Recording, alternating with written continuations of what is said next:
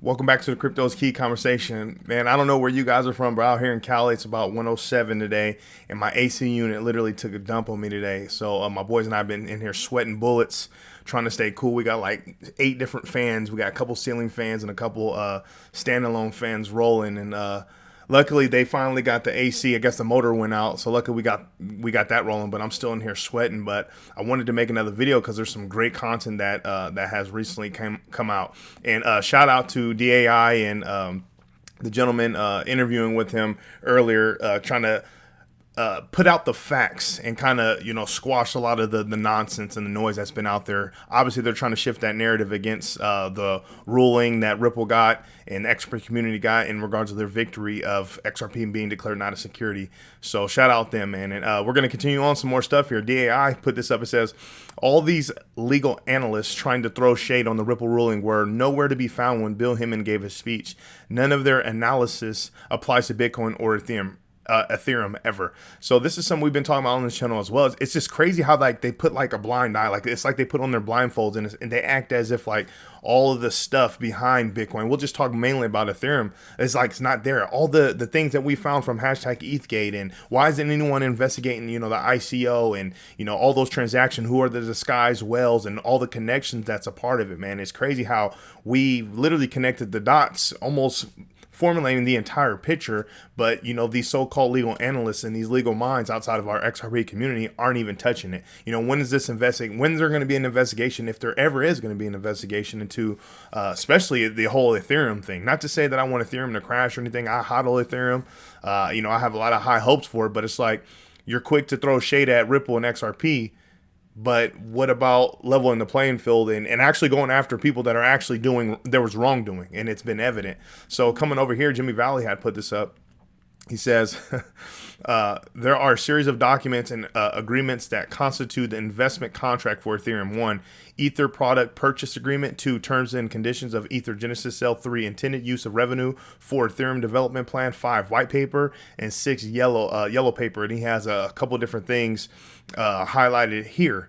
It says purchasers of ETH in the Genesis Cell will be awarded cryptographic receipts, download a wallet that will enable them to claim their purchase once the product has been developed, is ready for delivery, which is expected to be created during the winter of 2014-2015, although there are no guarantees. He continues down here, says the purchaser in Ethereum pre-sale did not receive actual Ether tokens in connection with the sale because the network was not operational at the time of the pre-sale. Instead, purchasers of Ether in the Genesis Cell were awarded cryptographic receipts to claim their purchase once the product has been developed and is ready for delivery. Although the offering of the sale, these rights began in July 2014. At that time, the initial block of the Ethereum platform's blockchain, which constitutes the inception of operation of the system, was expected to be created during the winter of 2014-2015. Although there were no guarantees that this would occur according to such time frame or at all. So quickly, Savage right here put up a great tweet here. It says ETH is a security.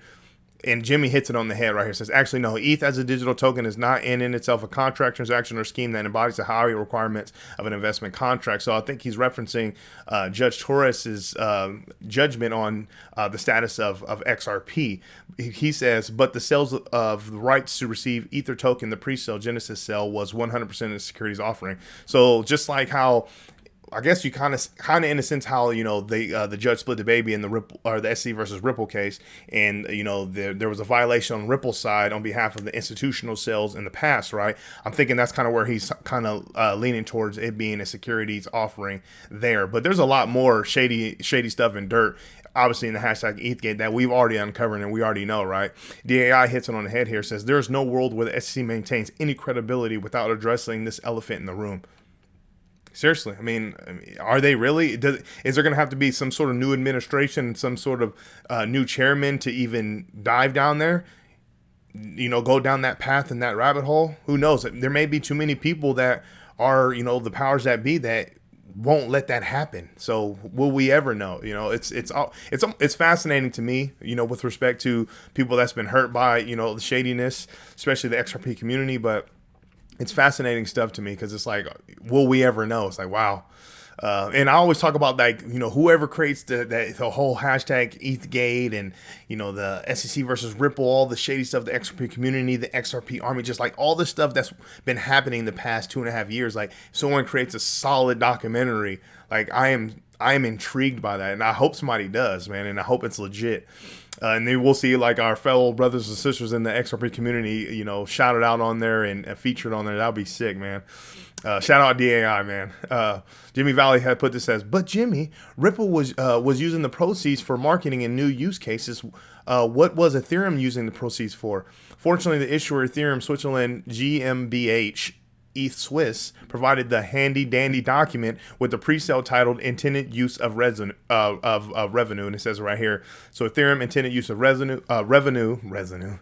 ETH Swiss reserves the right to change any of the allocations in sole discretion. So you can pause and kind of look at this information here. It continues, says 3 scenarios applied based on the success of the pre-sale and were: 1, expenses incurred prior to and related to the Genesis sale; 2, legal contingency fund. You mean like the Brooklyn project? 3, delivery, development of Ethereum platform and tools. 4, commodity outreach. G sounds like marketing to me. What do you think? 5, cryptocurrency research groups, or CCRG. What the hell is this slush fund for? My favorite statement is the intended use of revenue doc. ETH Swiss reserves the right to change any and all allocations in its sole discretion. I mean, you just don't get any more decentralized than that. Am I right, Bill? Yeah. I mean, dang. Straight up, man. So moving on, we're going to transition a little bit here. Metal Lawman says, has anyone else noticed that the attacks on Judge Torres and her Ripple decision has been pretty tame, all things considered? No mean tweets from Senator Warren, no apparent mobilization of anti-crypto army, no scathing editorial in the New York Times. This makes sense because, 1, Judge Torres is smart and has her credentials, Harvard undergrad, Columbia Law. 2, she served as a Democrat-appointed New York State court judge for years. 3, both her father and grandfather were judges and served in the New York State Assembly. And importantly, 4, Judge Torres was appointed to the federal bench by President Barack Obama. This has all helped to lower the temperature around this important ruling. Nobody believes Judge Torres is out to help the crypto bros. She just applied the law without fear or favor. Well done. And Paul Barron Network says, the calm before the storm. Yeah, we'll see. We're going to touch on a little bit of that theory in a sense later with BC Backer and the homie bearablebull.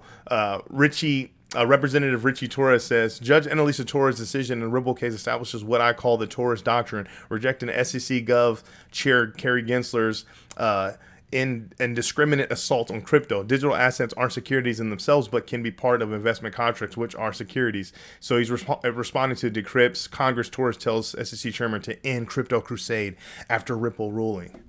Yeah, obviously I showed the video yesterday about Chairman Gensler finally speaking out about the ruling, and he's not happy, man. They're angry. He's sad, angry, emotional that he didn't, when it came to the retail investors, as he says, he wasn't very happy with that ruling, but he was happy about the violation with the institutional sales in the past, right? And then I think it was Altcoin Daily had put out a tweet saying, while the Chairman Gensler and the SEC had made a statement, for the XRP community. I don't know why I just blanked on that, but yeah, no. I saw Moon Lambo and a couple other people, and I responded saying, well, he didn't really. I mean, it was more positive for us. All it did was reassure us and further validate what we already knew. So to see Chairman Gensler fluster like that, to be less confident, to be more evasive and stuttering and all that stuff. I mean, he was stuttering just as bad as I am now. But, to see that was reassuring. It's like, all right on, man. It's finally happened. It's finally happening. It's going to continue to grow on. As you can see, when it comes to this Coinbase lawsuit, and I'm sure some stuff's going to come out from the Binance, and moving forward, more of their corruption, conflicts of interest, and just their shady overreach by enforcement is going to be exposed, and it's happening.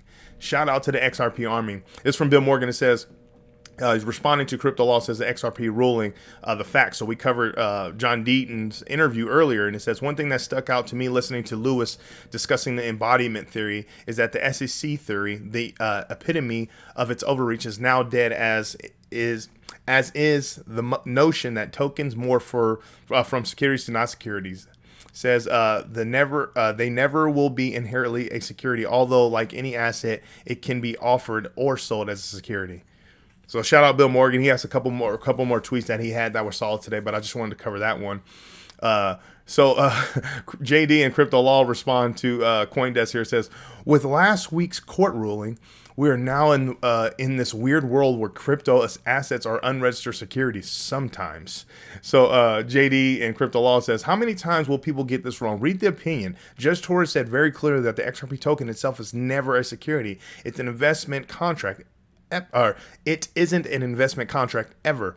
That is what Howey says. What is a security is an offering or sell that meets all prongs of the Howey test, which she found only apply to institutional sales and no other sales or offerings. The XRP token itself is never a security.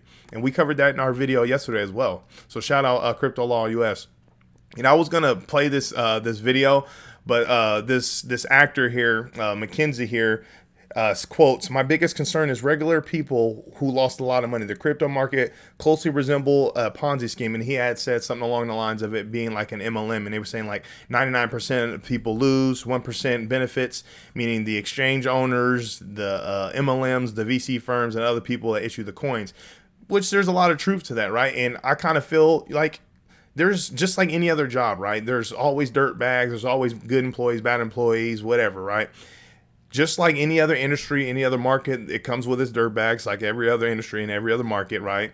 Those bad actors just need to be held accountable, and they need to be held accountable by having sound and just and fair regulatory, regulations, right? You can't let the FTXs and the Do Kwons and the Terra Lunas and the Celsiuses just scathe by. You got to hold them accountable, hold all the bad actors accountable to the best of the legal system's ability, right? But then the biggest thing is like people have to have the ability to take educated and calculated risks in their investments, right? We pay. We work our butts off, we pay our taxes, we pay our monthly expenses and take care of our family. Anything we have left over, we should be able to do what we want when we want, right? And take those risks. Obviously, in this market is highly speculative and very risky, right? Being super early, relatively speaking.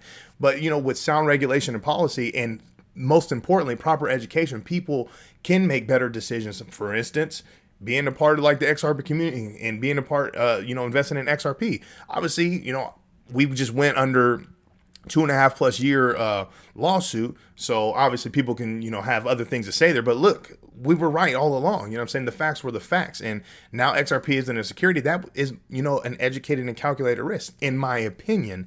But I think proper education in regards of, self-custodying, learning how to use wallets, learning how to, weed out a scam and having trustworthy sources, how to read, I guess you could say, these project builders, devs, and what the project does. What is the digital asset? Does it have real use case and utility?